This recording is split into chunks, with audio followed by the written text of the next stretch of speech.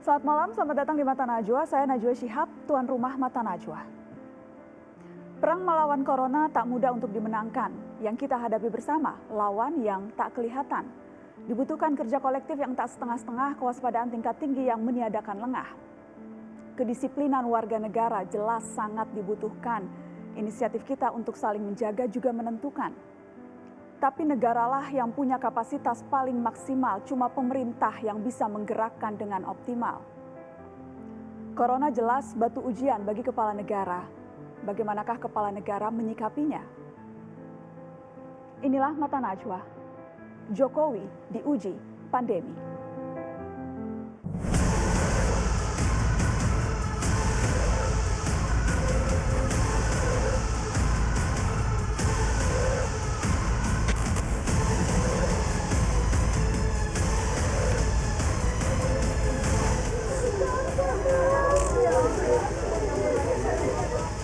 Dan yang terakhir mengenai bantuan sosial untuk 1,2 dimulai di DKI terlebih dahulu. Kemkes memang terbatas datanya, jadi kita memang belum bisa menghasilkan data yang sangat lengkap atau yang terbuka.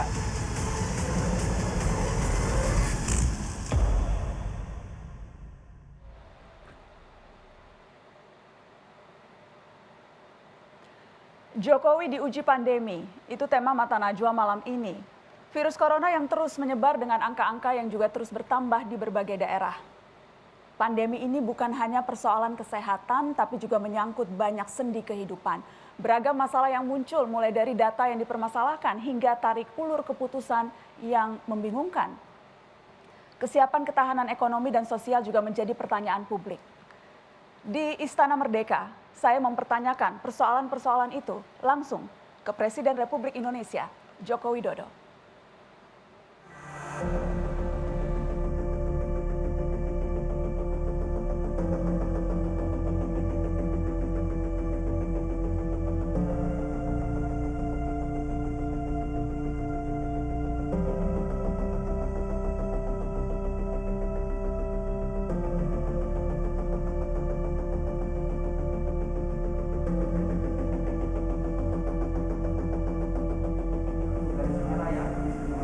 Hasilnya negatif.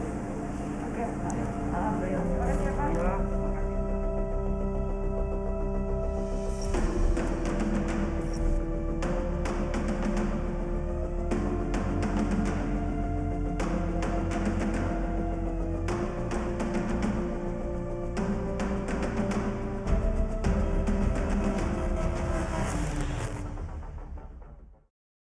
Bapak Presiden, terima kasih banyak waktunya untuk kami, Bapak.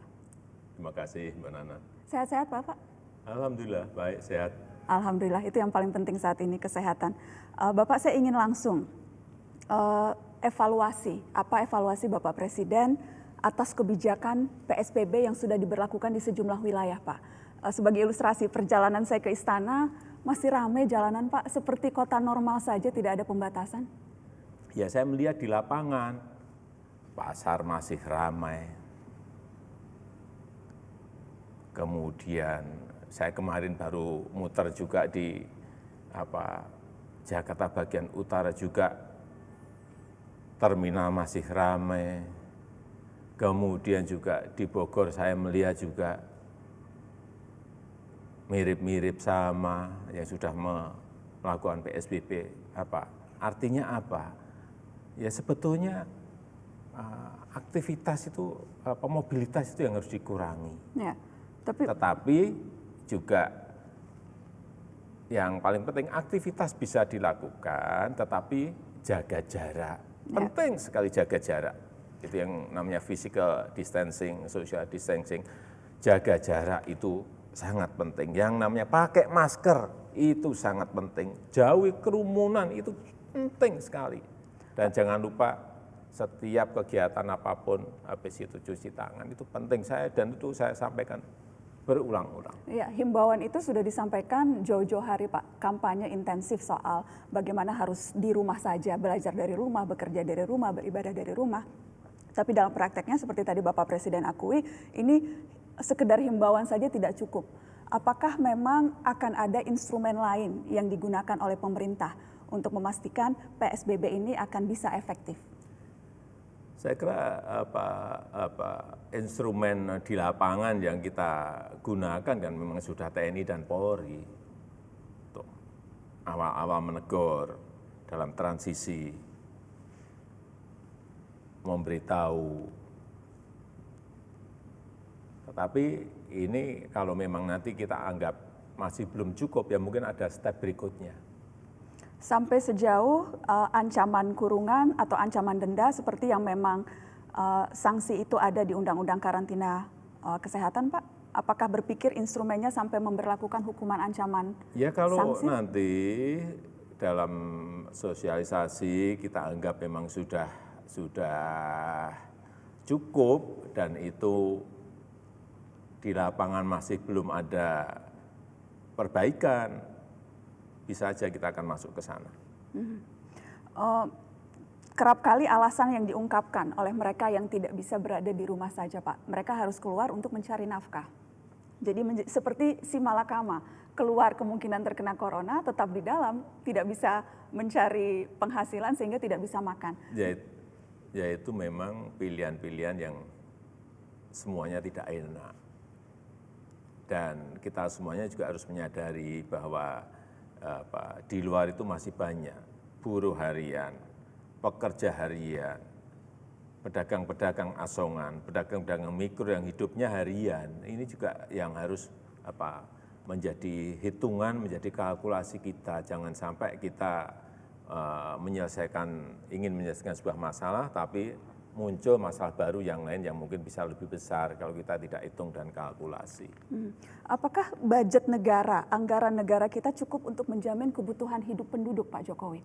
Karena kemudian ada yang menilai kebijakan yang diambil yaitu PSBB itu karena tidak mengharuskan pemerintah menjamin kehidupan rakyat.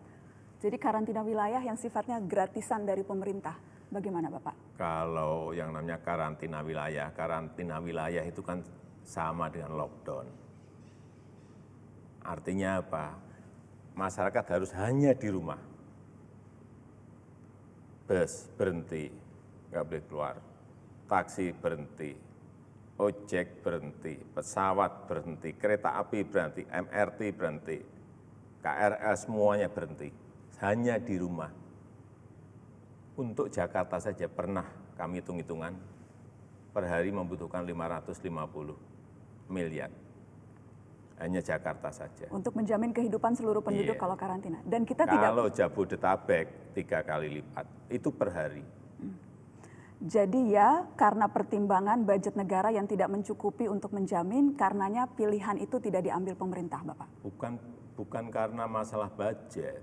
Kita kan juga belajar dari negara-negara lain. Apakah lockdown itu berhasil menyelesaikan masalah? Kan tidak.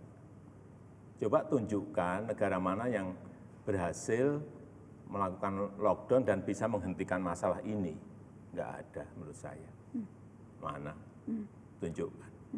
Nggak ada, karena setiap hari saya selalu ada briefing kertas yang di situ informasikan mengenai negara-negara A, B, C melakukan apa, hasilnya apa, kemudian di sana kasus positif berapa, yang meninggal berapa, ada. Saya setiap hari ada informasi mengenai itu. Jadi dalam memutuskan sesuatu, sekali lagi bahwa setiap negara itu berbeda-beda. Tapi bahwa karena karakternya berbeda-beda, tingkat kesejahteraan berbeda, tingkat pendidikan berbeda, tingkat kedisiplinan berbeda, geografis berbeda, kemampuan fiskal juga berbeda. Jadi nggak bisa kita suruh niru-niru negara lain. Dan sampai saat ini saya melihat tidak ada formula yang pasti yang bisa menyelesaikan masalah COVID-19 ini. Setiap negara mempunyai pendekatan yang berbeda-beda, tapi yang terbukti efektif adalah ketika pengetatan itu dilakukan secara lebih tegas, kurvanya melandai, Bapak Presiden. Kurva pertambahan pasien positif itu melandai. Itu terjadi di seluruh dunia, walaupun dengan tingkat skala yang berbeda-beda. Ya, oleh sebab itu saya sampaikan, tingkat kedisiplinan itu sangat menentukan. Disiplin yang kuat itu sangat menentukan. Yang urusan yang sering kita sampaikan, belajar di rumah, bekerja di rumah, beribadah di rumah, urusannya masalah cuci tangan, masker, jaga jarak, jauhi kerumunan. Kalau kita melakukan ini dengan disiplin yang kuat, itu yang akan mengurangi dan bisa menyelesaikan masalah ini dengan segera. Di awal Bapak bilang ini keputusan yang sulit diambil, apapun pasti ada resikonya. Karenanya Bapak juga paham ada banyak kritikan-kritikan yang masuk. Kritikan-kritikan itu antara lain, dan saya ingin minta tanggapan Bapak. Misalnya Ketua Umum PMI Pak Yusuf Kalla menilai langkah pemerintah dalam mitigasi pandemi ini kurang cepat dan kurang tegas. Januari sudah muncul virus, tapi Maret baru pemerintah secara serius mengambil langkah.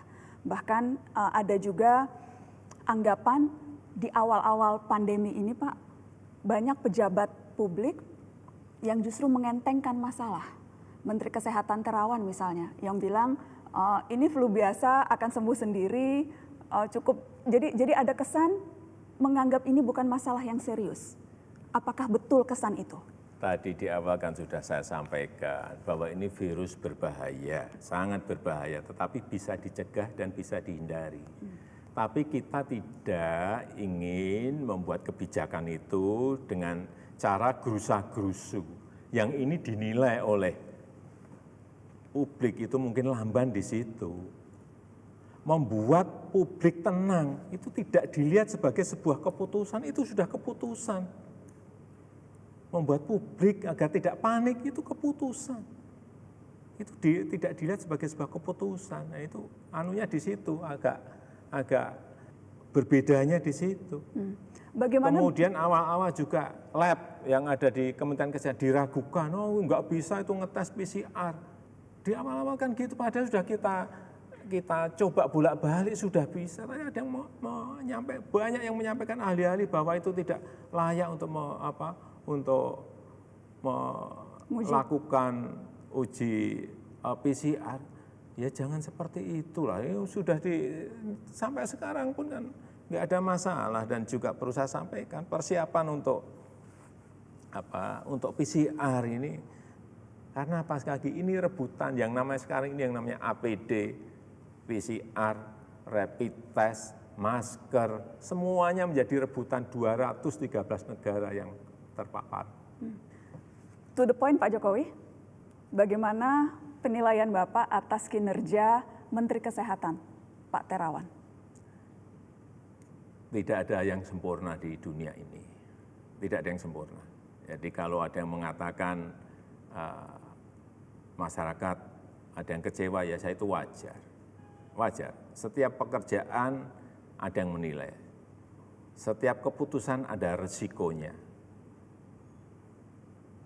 Masyarakat bahkan sampai sejauh, walaupun ini hak prerogatif Bapak Presiden yang memilih pembantunya, tapi sampai sejauh ada yang menilai harus mundur karena kinerjanya jauh dari memuaskan. Penilaian berbeda-beda, yang saya ingin tanyakan penilaian Bapak Presiden atas anak buahnya. Yang ditangani oleh Menteri Kesehatan itu kan juga bukan hanya urusan COVID. Ada juga yang lain, misalnya demam berdarah yang juga baru ramai di beberapa provinsi. Tetapi untuk urusan COVID kan sudah dihandle oleh gugus tugas COVID. Dan saya melihat Dr. Terawan sudah bekerja sangat keras.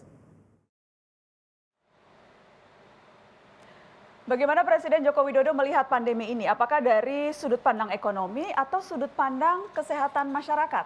Termasuk keputusan mudik yang memunculkan kontroversi antara boleh atau tidak. Sesaat lagi.